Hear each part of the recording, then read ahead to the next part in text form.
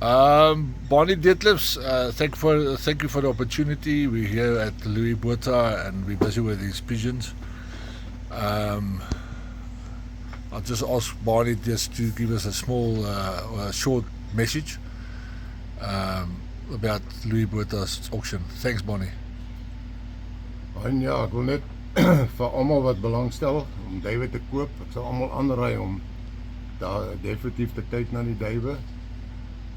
Louis Botha is een van die top duweboere in Pretoria en die Unie vir baie lank nou.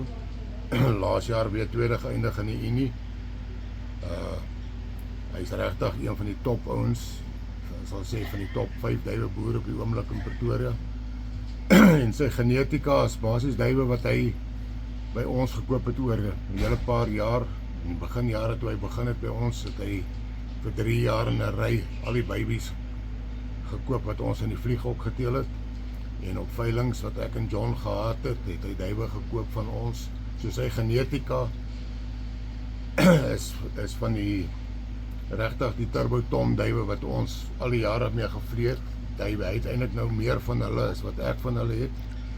En dan het hy ook van die Turbo Kittels.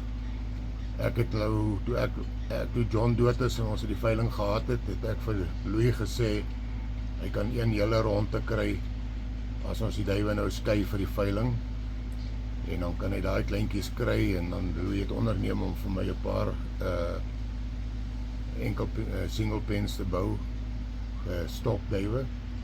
En so hy het nou duwe klei, ek dink amper praat om korrek sê, ek dink hy het 2 boeties en 2 susters van Turbo Kittel en dan het hy van al die Turbo Kittels direkte kinders. En dan het hy die genetika van die Turbo Toms en goeters. En dis die duwe waarmee hy vlieg, waarmee hy baie goed presteer. En dis dieselfde duwe wat vir my en John al die jare gevlieg het. En nou nog vir ons vlieg, of vir my nou vlieg op die oomblik. En so die genetika wat hy het is van die beste. So dis duwe wat almal maar kan kyk. Ek sal dit aanbeveel. Dit is dieselfde duwe waarmee ons oor al die jare so goed presteer het. Afrika Pro ook. Baie dankie, Barney. Waardeer.